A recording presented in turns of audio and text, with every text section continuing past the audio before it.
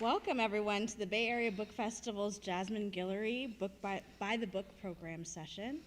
I'm Taj McCoy, author of Savvy Sheldon Feels Good as Hell. I'll be the interviewer for this program, and I would just love to welcome you all.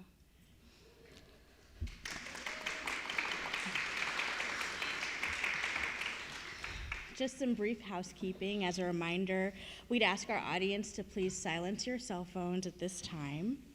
Immediately following this event, we'll be heading to another location for book signing. It's right across. You'll be able to follow us out.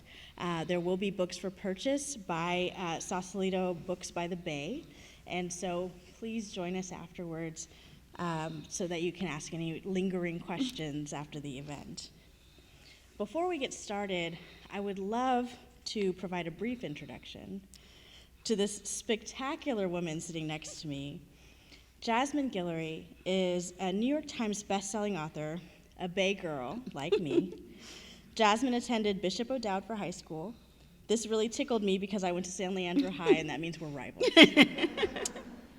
Jasmine currently has 7 released novels, including the topic of today's discussion, By the Book. She has another release scheduled for September, which is titled Drunk on Love. In addition, Jasmine has the Southern Belle Insult series with Keke Palmer. She's a contributor to the Black Love Matters anthology and the Realm original legal drama called First Street, which I'm super excited about. So let's jump into just a little bit of background on Ms. Guillory. Bay Area is home for you. And as you know, it's also where I'm from. You're currently in the midst of a fantastic tour, which I know can take a lot of energy. And I believe you're just returning from Texas. Yeah. Do you find that there's a different energy at home events versus on the road?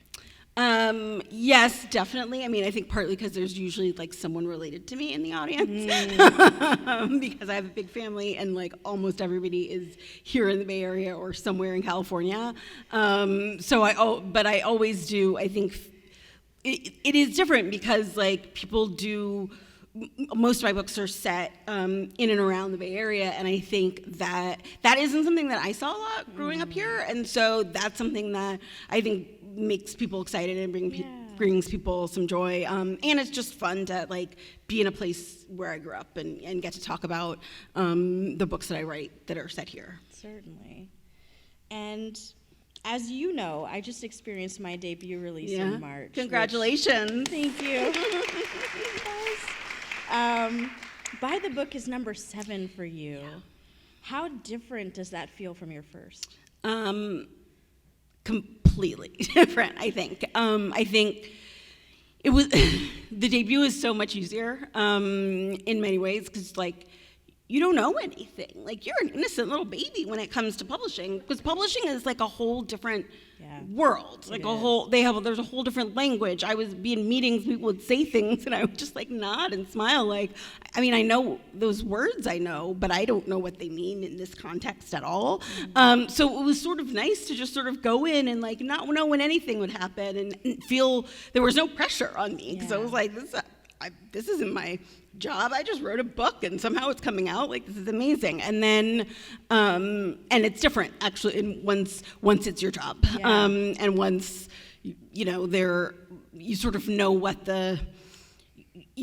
coming and you know what to pay attention to, and also your eye is kind of always on what's next. And so that does make it feel different. But also it is like.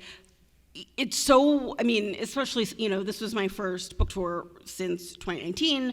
I released 2 books in the interim. Right. And so this, like, being out on the road this past week was the first time I'd even, like, gotten to see people who weren't like me or my mother holding some of those books, and so that was so wonderful. It's so great to get to like talk to readers and actually see readers. Like I think, people would send me messages about reading my books for the past 2 years, and I believed that they existed, but it felt imaginary, right? And so it's been so wonderful to get to see people and talk to people, and people who said that like they discovered my books during the pandemic. That felt just like such an honor to me to be able to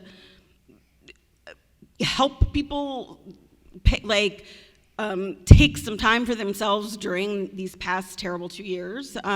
So that has been just really wonderful. Yeah, you've been a part of a lot of folks' self-care. Oh, thank you. Yeah. Thank you. So I saw that you originally had a tour event scheduled with the lovely Mia Sosa, whom I adore. She's the author of The Worst Best Man and The Wedding Crashers. She happened to join me for my book launch, and she asked me a question that I would love to pose to you. There seemed to be a large number of romance authors specifically who went to law school. Yeah. And I don't know what that's about. I did, you did, Mia did, and there's many more. There's many of us.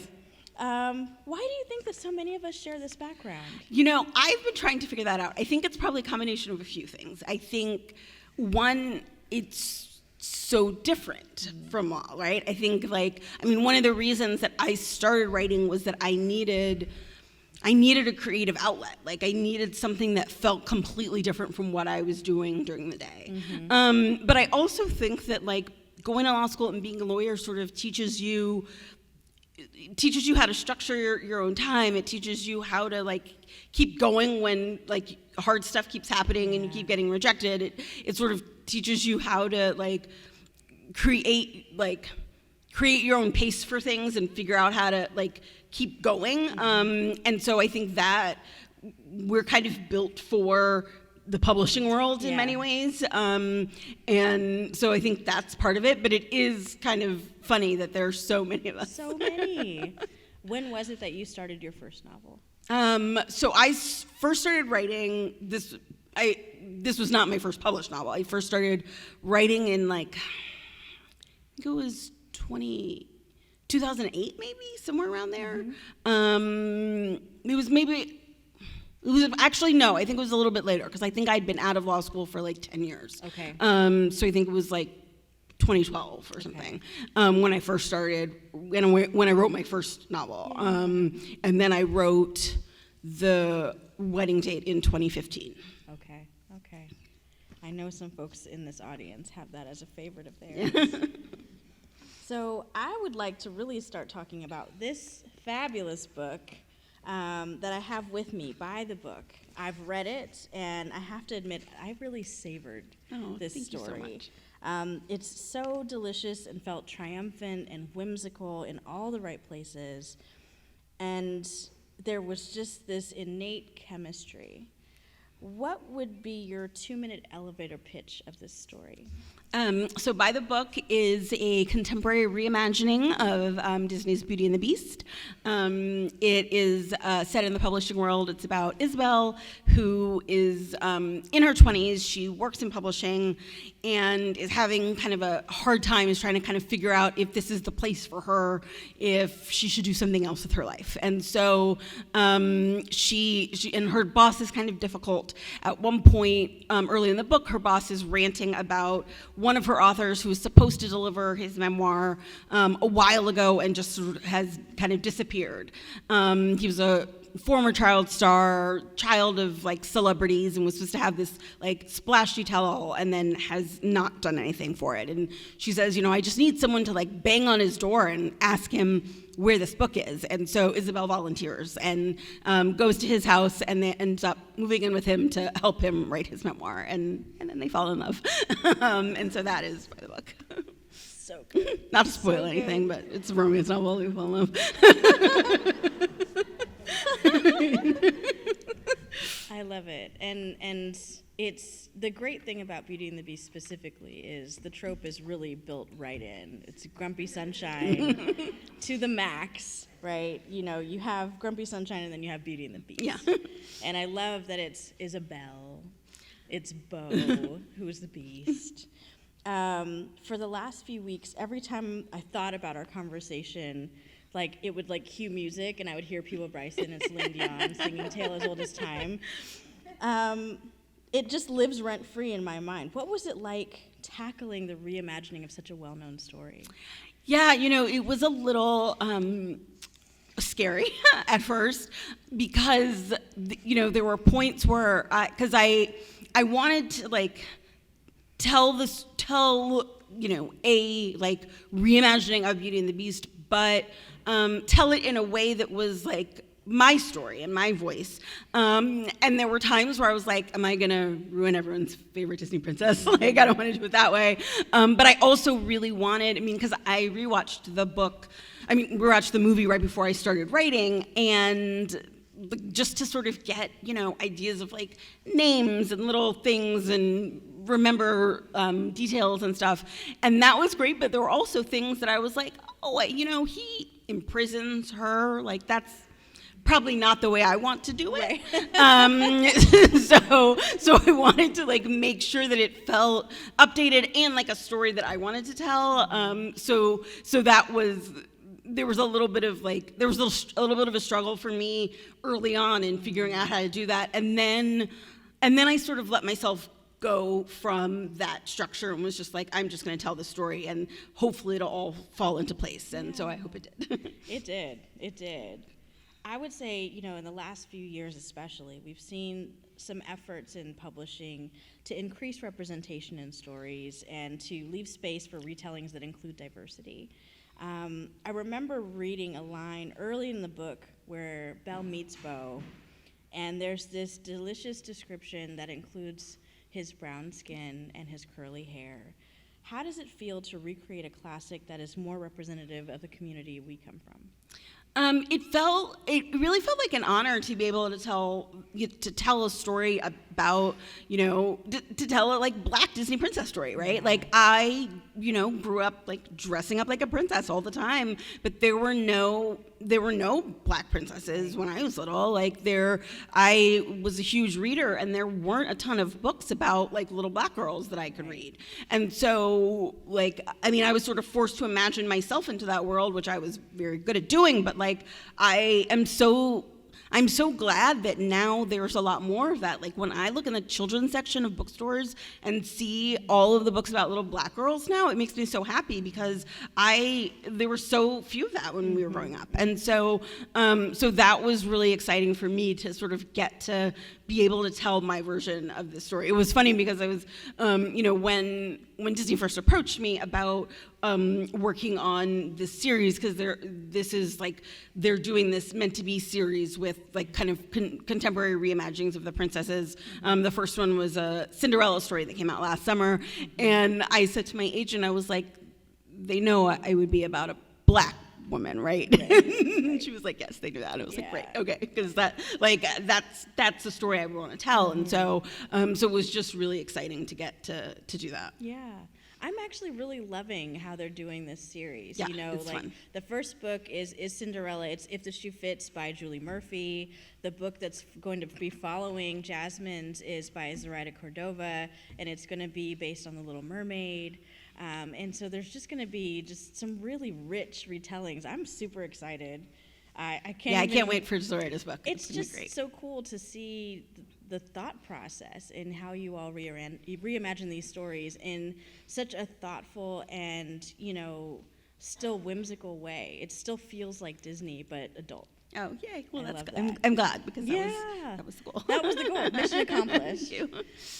So I have a lot of favorite scenes from this book, and I love that you put all kinds of Easter eggs in there that give nods to the classic.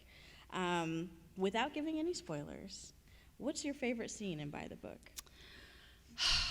Well, that's a great question. I think first, one of my favorite scenes is towards the end, so I won't spoil that. But there's a little, I really like the fight scenes. Like, I think that they're just a lot of fun to write.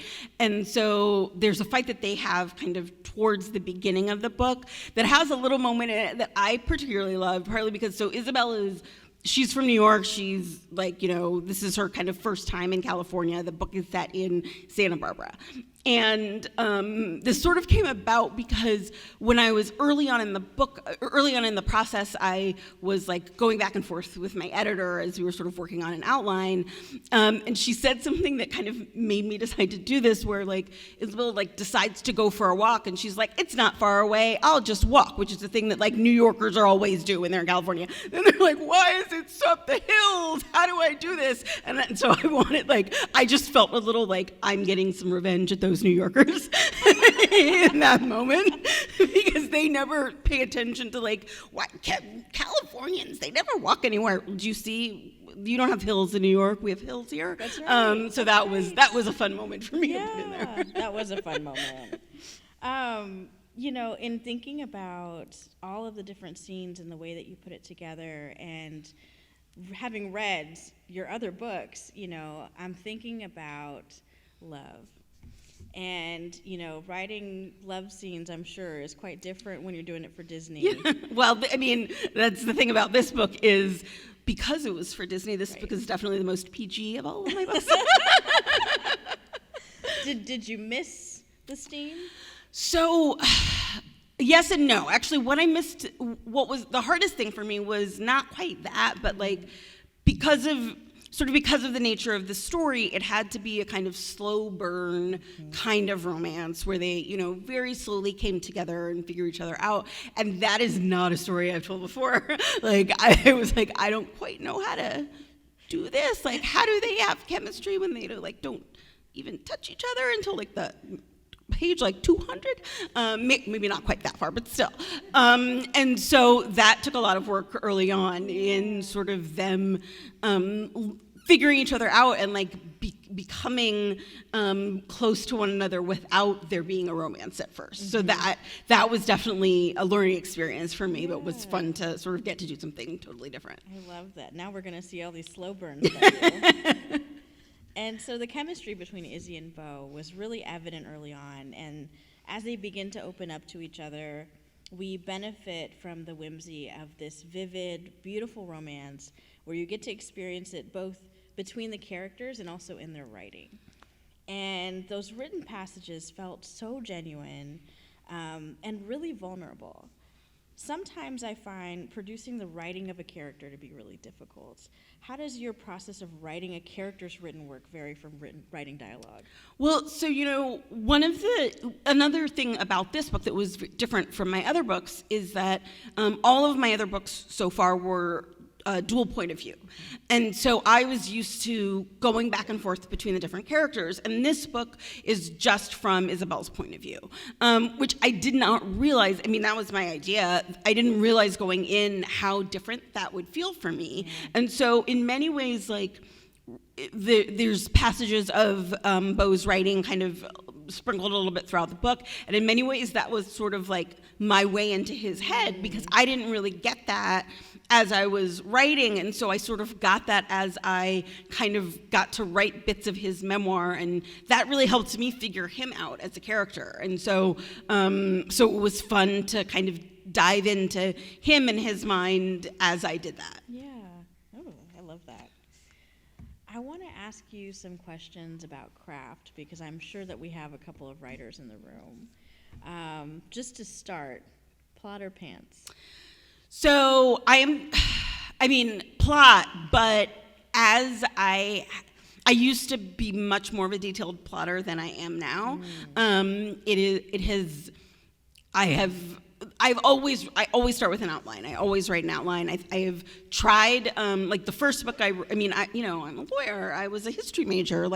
Everything I've ever written is started with an outline. So when I first wrote a book, I was like, obviously I will start with an outline, and I did. And then when I tried to write a second book, I was like, lots of writers just start with an idea. Right. Maybe I can do that. And I tried that, and I can't do that. I wrote the first half of that book 3 times and then gave up, because I didn't really know where it was going or what the end goal was. Mm-hmm. And so now I know that I need at least sort of a beginning and an ending, and then a kind of middle. And so my outlines vary in their detail, and they always change as I write. This book, I actually had a very detailed outline for it before I started writing, and then I'd written the first 30,000 or so words of it, which is about the first third of the novel, and I got to a point and I realized oh, this is all wrong. And I tried to, I took a few days and kept writing and trying to convince myself, and I was like, no, it's all wrong. And so I had to start over from the beginning, which yes, every writer I tell has that look on their face. But then I knew that I was more on the right path when I did it. And so I, changed the outline and kind of figured out how the story would really work. And that has never happened to me before. Like, that's the first time I've started over from the beginning. But there's always points in books where there's something that I've put in an outline, and I'm like, oh, like, because once I start writing, that's when I really figure out who the characters are. And so I'm like, oh, they would never do that. And so then I change, I change what's happening and figure that out and kind of keep going. So there, there's always an outline, but I leave a lot of room for figuring out different paths as I go. Yeah, I love that. I tried pantsing once. Yeah. We'll never do that. Yeah.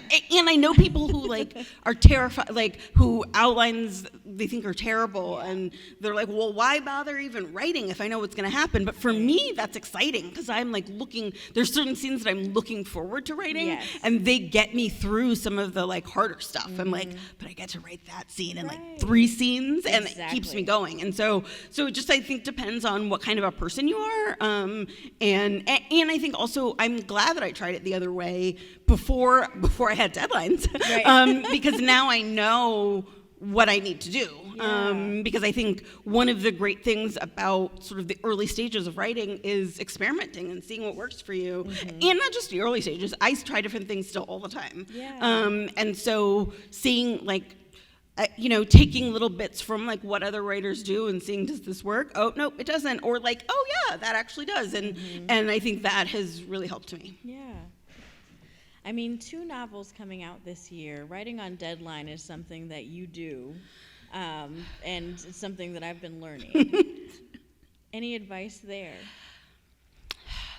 I mean, I think it helps to really know what kind of a worker you are. I think that's not quite the word I mean, but are you a person who can think about something for a while and not write, and then just write a whole bunch? Or do you need to keep writing a little bit every day? Are you a person who because I write very, very messy first drafts and then do a lot of revision before I turn into my editor. So I set internal deadlines for me well before my actual deadline, so I can finish the first draft by this date and then spend a few months revising.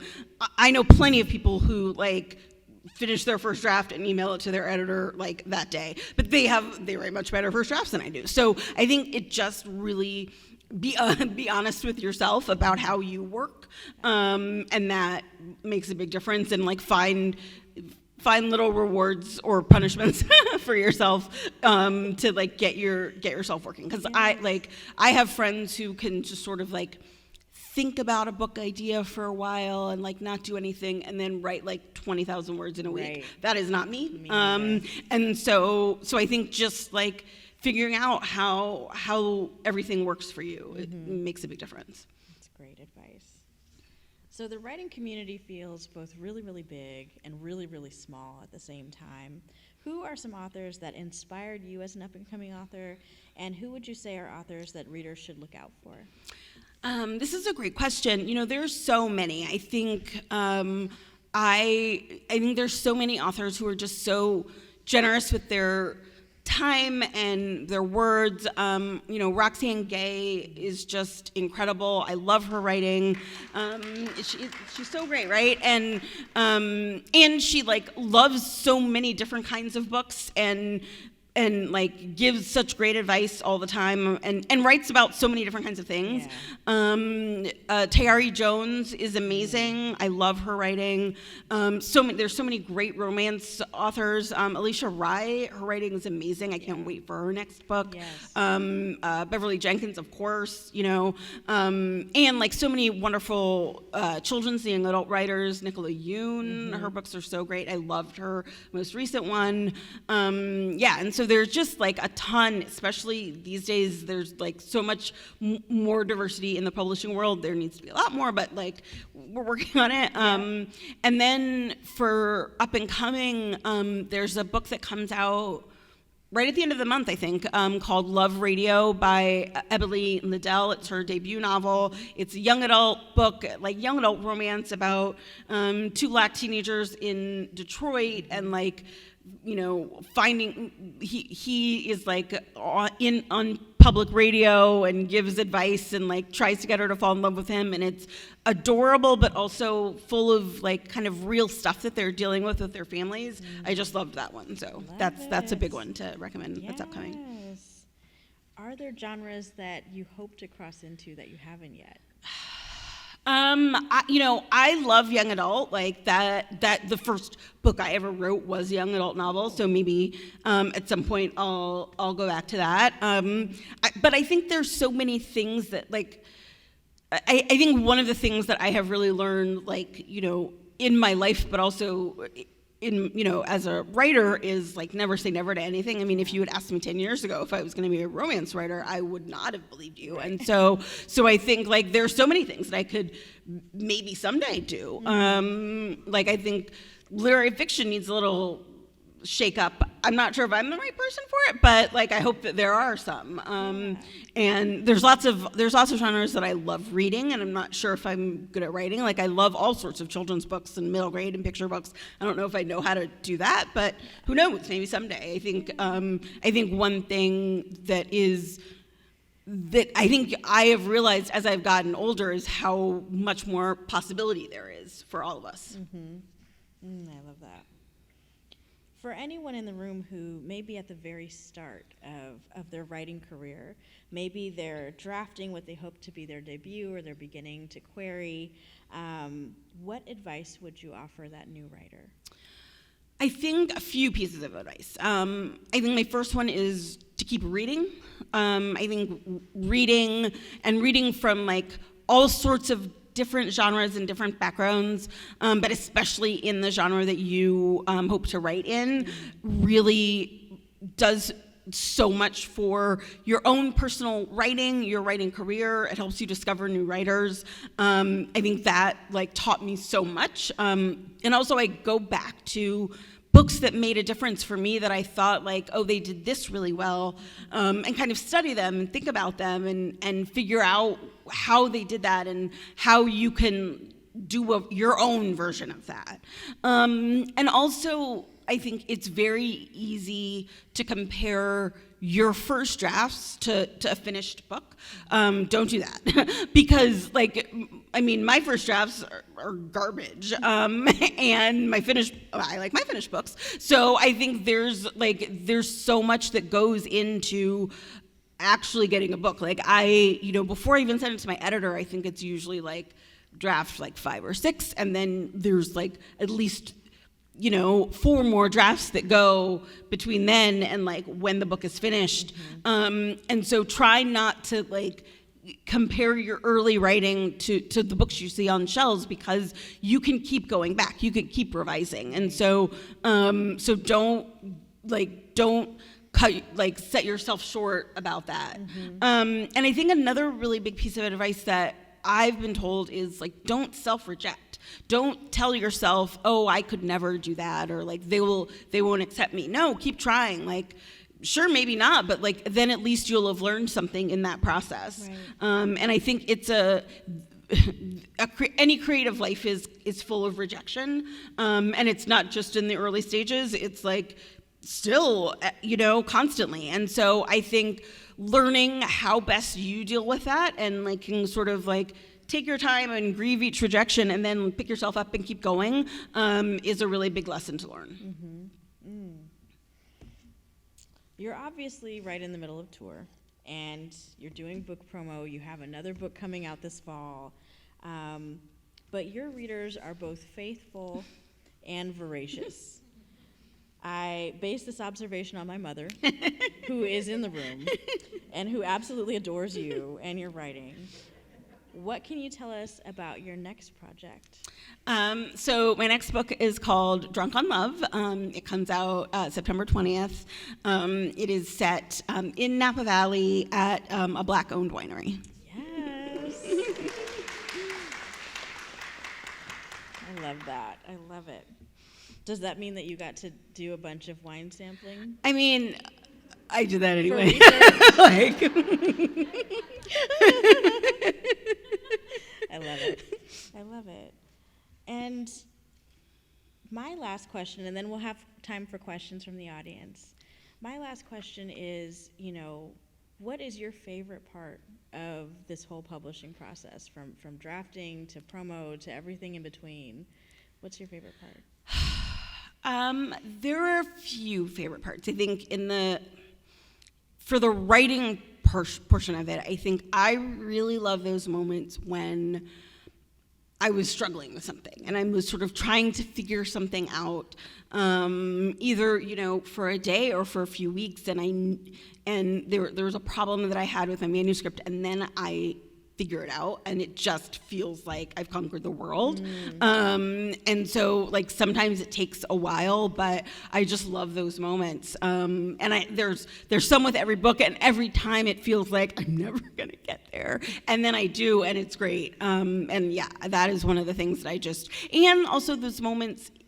There's always some little, writing can be very hard, and there's some days where I write and I'm like, oh, no, it was not right. But there's always a few moments in writing a book where I just everything just feels right. And I just really love those days. It helps me remember this is why I wanted to do this in the first place. This is why I started doing this. I love that. And then, sort of on the other side of the publishing process, I just, I really love talking to readers and to other authors. I think it is something that I've missed so much in the past 2 years, and it's so great to be able to, see the things that, that meant something to them in my writing. I didn't realize how much of an impact that would have on me, and it's really so special to get to talk to readers and to see, because I've been a huge reader all my life, and I love talking about books with people, and so to get to talk about my books with people is just the best. Yeah. Out of the 7 that you have released so far, do you have a favorite?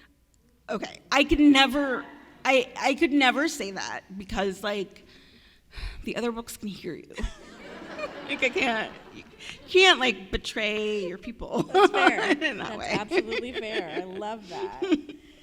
Okay, my audience, it's time for your questions. If you have a question, if you would raise your hand, we have someone that has a microphone, and they'll walk around and come straight to you. When you do ask your question, please make sure you're asking a question rather than a comment. Speak directly into the microphone, because the session is being recorded. Is it over here? I saw you. Okay. Thank you.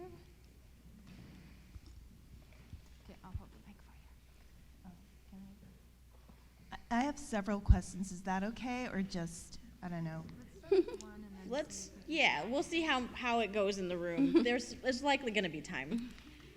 Okay, wait a minute. I just have to find the right one. Okay, then I'll just take one more self-interested. Writers' workshops, yes or no? I mean, I have never done one, but that doesn't. I think I have lots of friends who have had great experiences with them. I think it just I think it depends on just having the right instructor and having the right people. So I think there's, I think there's never, it's not bad to try to work on your writing with a group of people, but you have to have the right people involved. So I think pay attention to research any kind of either class or workshop you're going to do, and figure out who's involved. But I think that they can be really great for people. Have you ever done one? I've never done one. Yeah. Awesome. Yeah. Definitely open to the experience. Yes. Thank you. Hi. You said that By the Book was your first slow burn that you ever wrote. My question is, what is a romance trope that you personally enjoy, either reading or writing? And what's one that you want to tackle that you haven't written yet? Okay, so I will say that every romance trope, even the ones that I don't like, there's always, in the hands of a great writer, they can do a great job. So one of my least favorite is this is to those non-romance people in the room, like, you will laugh at this, but like Secret Baby. I have never loved a Secret Baby story. I think because it always makes me feel like somebody is the bad guy, right? And so it's hard to like figure that. But like I would say I thought I'd never liked one, and then like a writer who I really like wrote one. I was like, all right, well, she did a good job. I like that one. I have never written a Friends to Lovers, but I think it would be fun to try to tackle that one. I think they're tricky, so I think that would be fun.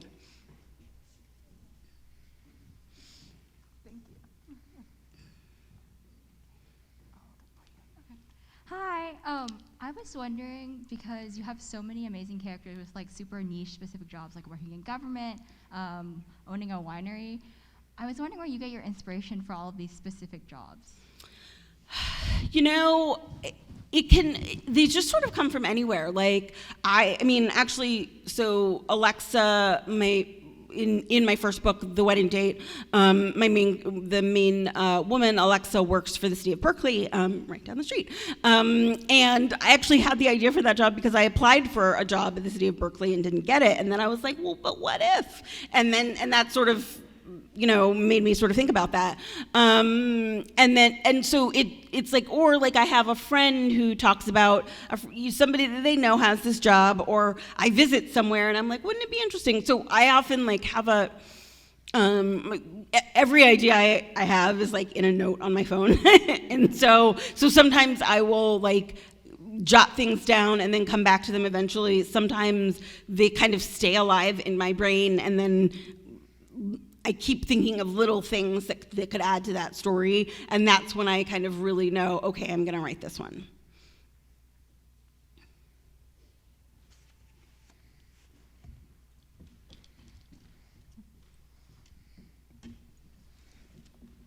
Hi, so I've read all of your books, and I love them all.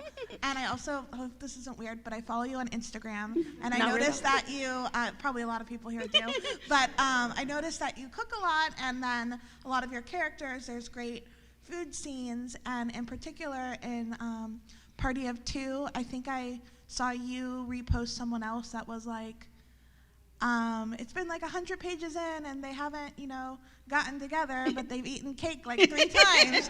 And like, I'm here for it. I'm not mad at it at all.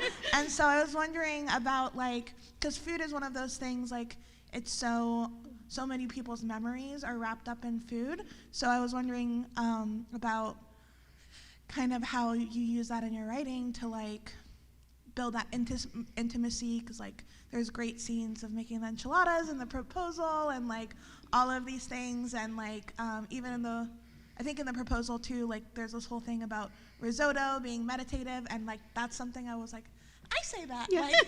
And so I like really personally connected with those scenes, and I was wondering if you could talk a little bit about like how you get inspired or how you decide what a certain character is, like what they would make, or kind of that whole process I found really interesting. Thank you so much. By the book, there's a lot of snacks in this book, by the way, so I have some snacks on hand while you're reading it.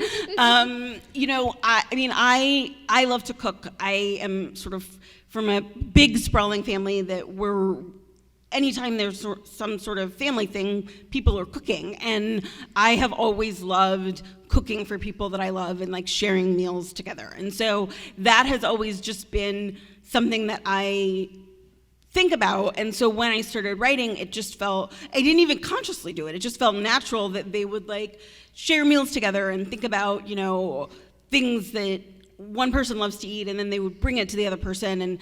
And so that is something that just really came naturally to me. And, it is like, food is really tied up in a lot of memories. I think in, so much of like cooking with family or having meals with friends and stuff. There are lots of like cooking scenes from my books that do sort of come from real life. That scene in the proposal happened to me.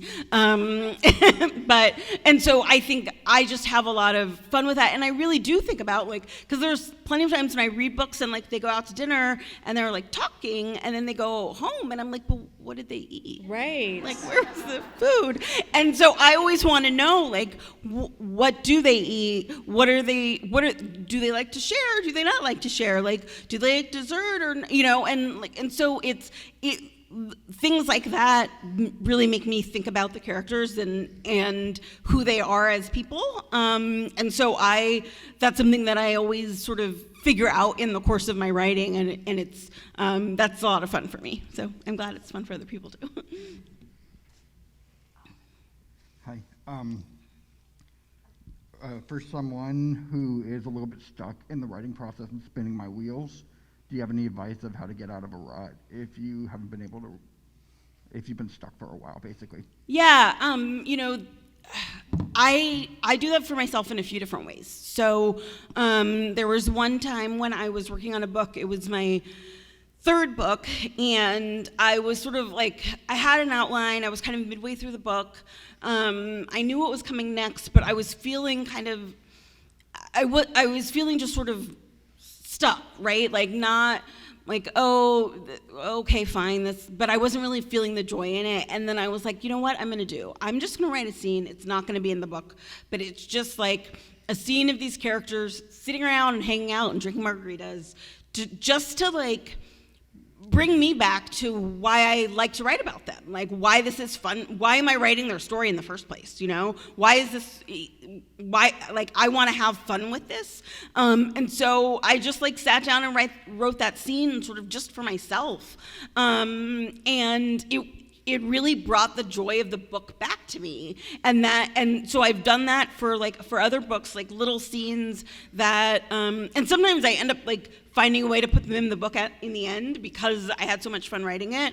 But I think writing things that you, to just like throw you back into the story, whether it's, you know, something that is not like part of the plot at all, but to just sort of jumpstart something. I also think, like, I never do it this way, but I also think a lot of people give writing advice that's like, this is the way I do it, and that's therefore how you have to do it. I can never write out of order, but I have lots of friends who do, and that really helps them because they're like, I'm gonna jump ahead and write the scene that I've been looking forward to, and then that will like help jumpstart everything else. And so so I think sort of figure out, and like if sometimes it's like you're stuck because there's a hard scene that you have to write and you don't know how to approach it, so like skip it, and then, or like write it and write a bad version of it and then say, okay, well, I'm gonna leave it there and then keep going, and then maybe you'll figure it out. Like there are some books where like certain pivotal scenes I've written over and over a number of times, and I'll just write them and say like, I know that's wrong. I don't know how to make it right yet, so I'm gonna just keep writing, and then maybe I'll go back to it. And so and eventually I get it right, but it sometimes takes a while.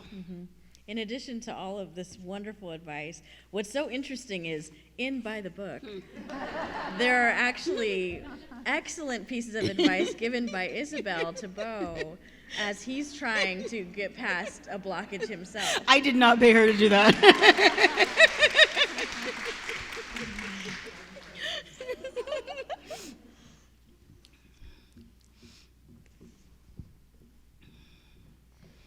Hi, big fan. I could ramble on, but I'll keep my question short. What's your comfort book? Like, you just need a hug for your mind sometimes. I have a few. A lot of them are books like that I treasured as a kid. I still reread a lot of my favorite children's books all the time. I was a big fan of a lot of like books about orphans in Britain. When I was a little girl, I don't know why. I had two parents growing up in Berkeley, but so I loved the Shoes books. Ballet Shoes is the first one, and was like, you know, lots of little dancer orphans in Britain between the wars. Take me there. And yes, so I love those books. Anne of Green Gables books, another book about orphan. I love all of every book written by Ella Montgomery I have like read many times. I love the Betsy Tacy books. Those are not about orphans, but like about like little girls in the turn of century. Like, I go back to those all the time. I now, like, all of those books that I just named, I own, like, in, at least 2 paper copies of, and also on my Kindle, so that I can, like, access them in any possible way. Yeah. That's a great question. 15-minute time check, by the way. Thank you. I saw a question over here.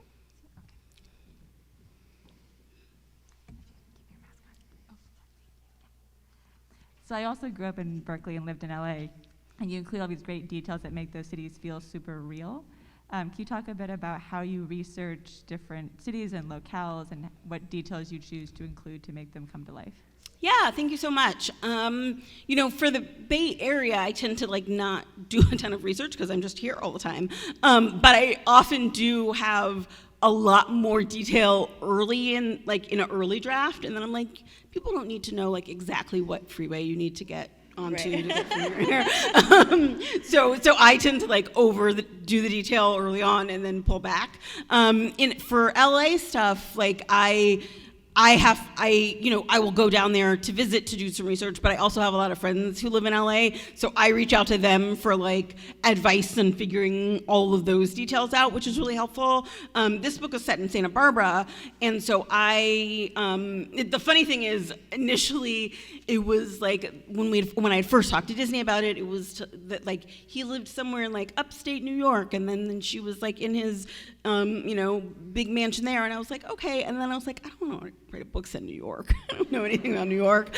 How is Santa Barbara? That sounds like a good, fun place to live. And so I had been to Santa Barbara a few years before, and then, but that's not like, so I had certain things in mind, but it's different when you're like writing a book first and doing that kind of research. So I wrote a draft, and then I went to Santa Barbara last summer with a friend and sort of like drove all around and figured it out. I'm like amazed that I did not get arrested because we were like driving around the hills and I'm filming like out the window with my phone to just sort of know like the lay of the land and to figure out sort of where the house would be and what the views would be and what the beaches look like and all of that kind of stuff. And so that is fun research to do. I think a lot of times it helps me to like write a draft first and then go back and do more research, because then I know exactly where they're going to go and what kind of places they're going to do, and so I can go back. Like when I wrote Royal Holiday, which is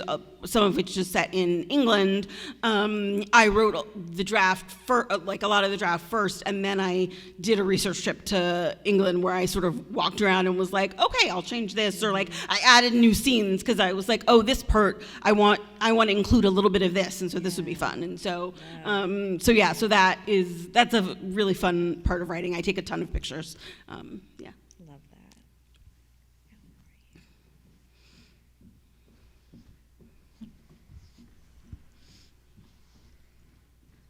I love your shirt. Hi there, I'm big fan. I just finished actually by the book yesterday. Oh, amazing. Thank you.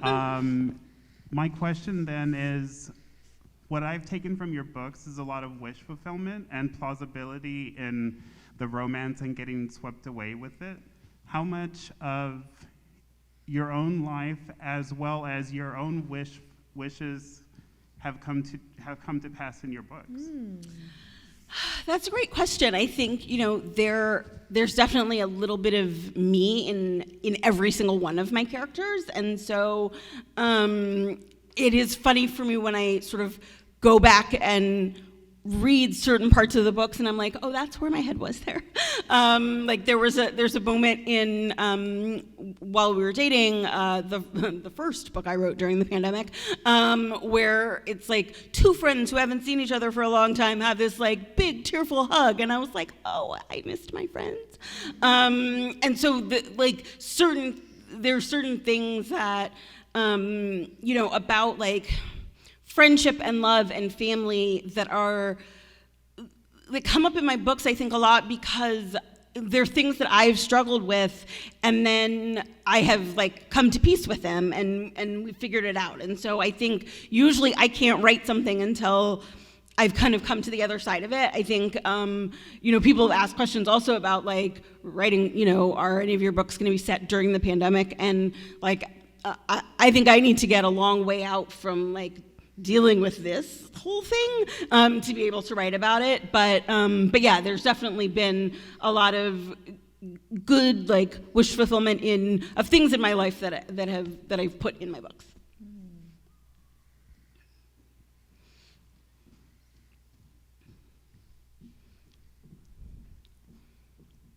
Hi, The Proposal is my favorite one. That's actually the first one I bought and read, so I read out of order a little bit. That's okay. And I also love while we were dating, saying the 101, because I'm from LA, so I use the, and I got made fun of a lot here for using it. But my question is, do you ever think about going back and kind of writing a sequel to some of the books to see where the characters are now and like their relationship? Like one of the Royal Holiday, like obviously that was a long distance. Yeah. So it's something that I thought about while reading it, like, oh, how are they going to work this out in the long run? So do you ever think about kind of going back and writing to see where they are now? So I know, like, I kind of know in my head where they all are now.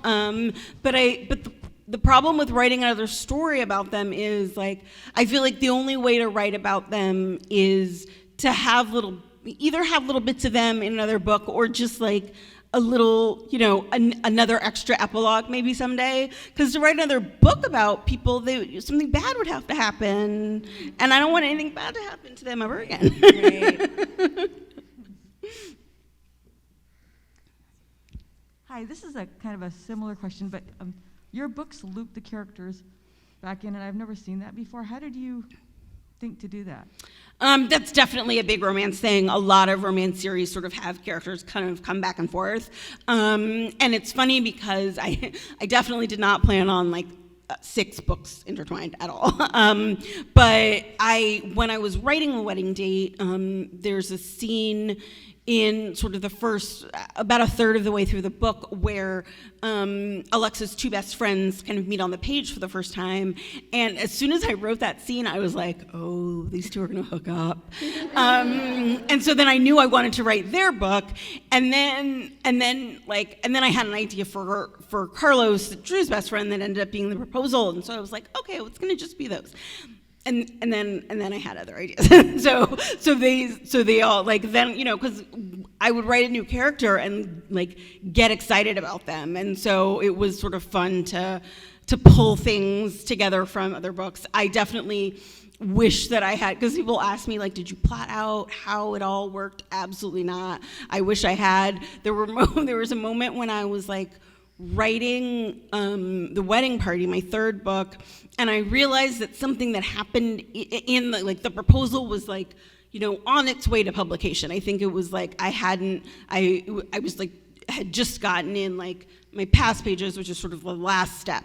And I realized that there's something that like happened on a Friday in the proposal, but I really needed to happen on Saturday. And I was like, I need to change this. Like, I wish I had plotted out like those details a lot. And it was like checking calendars, because those 3 books, the calendars overlap a lot, and that's so complicated. I will never do that again. But yes, it was just like fun to sort of think of characters and then realize that I had a story to tell for them.